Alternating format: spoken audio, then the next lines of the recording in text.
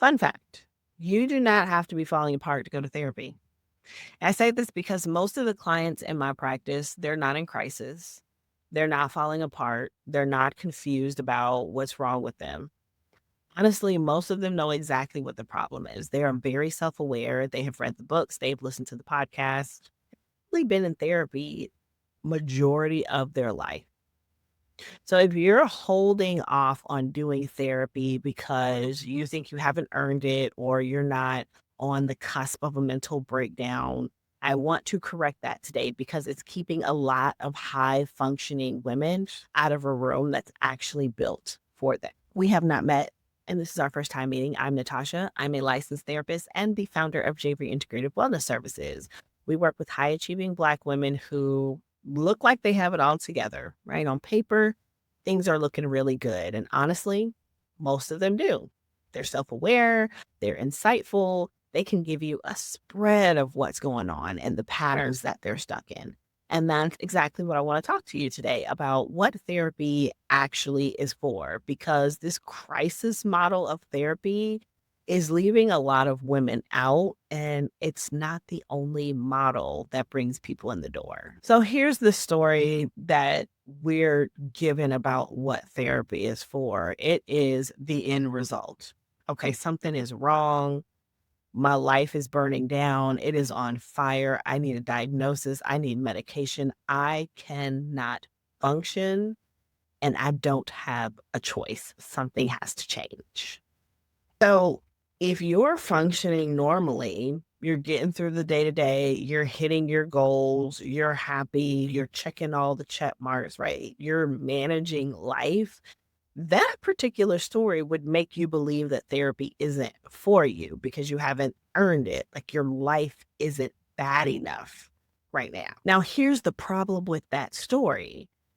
It gives this illusion that therapy is only for people who have waited until things have gotten severe. And it ends up telling women that are quiet, that are capable, that are self aware, that their version of struggle is too small and it doesn't count because it's not loud, it's not visible, and it's not crisis enough. And I want to be direct about this. That's not what therapy is for.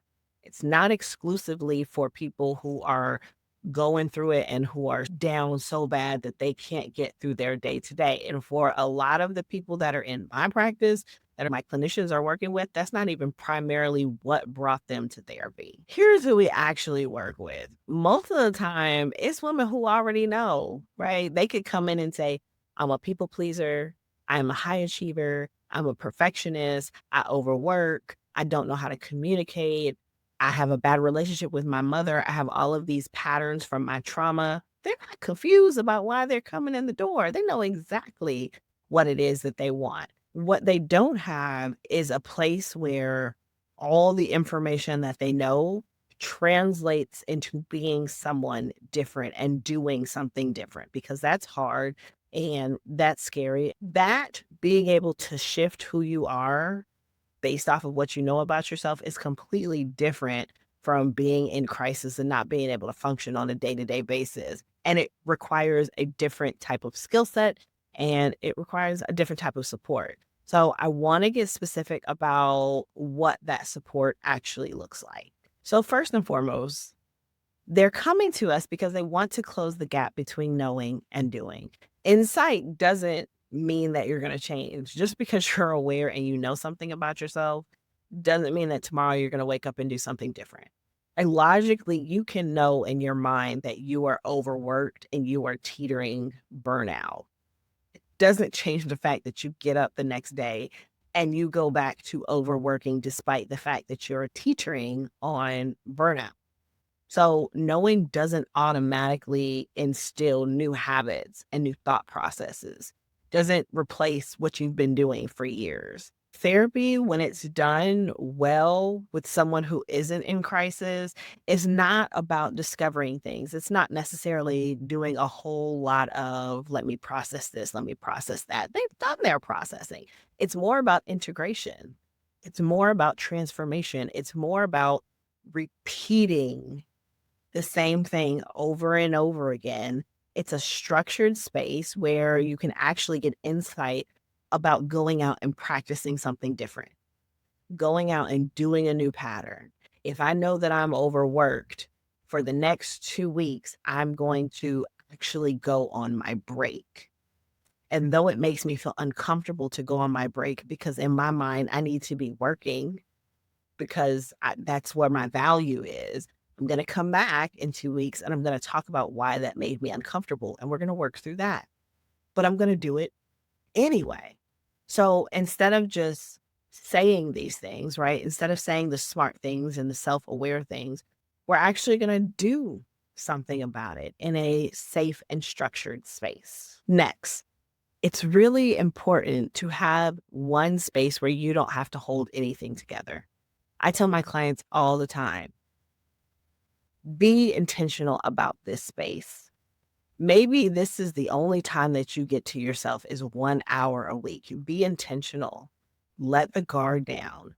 Be honest. You don't have to be strong here. You can say what you want. You can say what you need. You can say all of the things that you've been holding in and you've just been carrying and it's been heavy on your chest.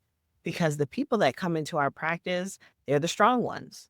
They're the ones that everybody leans on, whether it's financially, whether it's emotionally, whether it's mentally. They're giving advice to their friends. They're holding things down in the family. They're the professional, the first generation of everything. And so everyone trusts them to have it handled, which means you don't have a place to just be.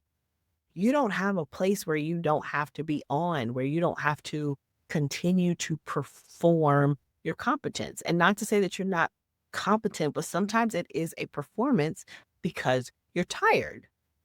That's not a crisis need. That's structural. That's systems. That's boundaries. And everyone needs a space, a room, person where they're not managing everyone else's experience of them, where they're not constantly trying to determine what representative am I with this person and with this group? Who am I? You can just be who you want to be. You can just be you.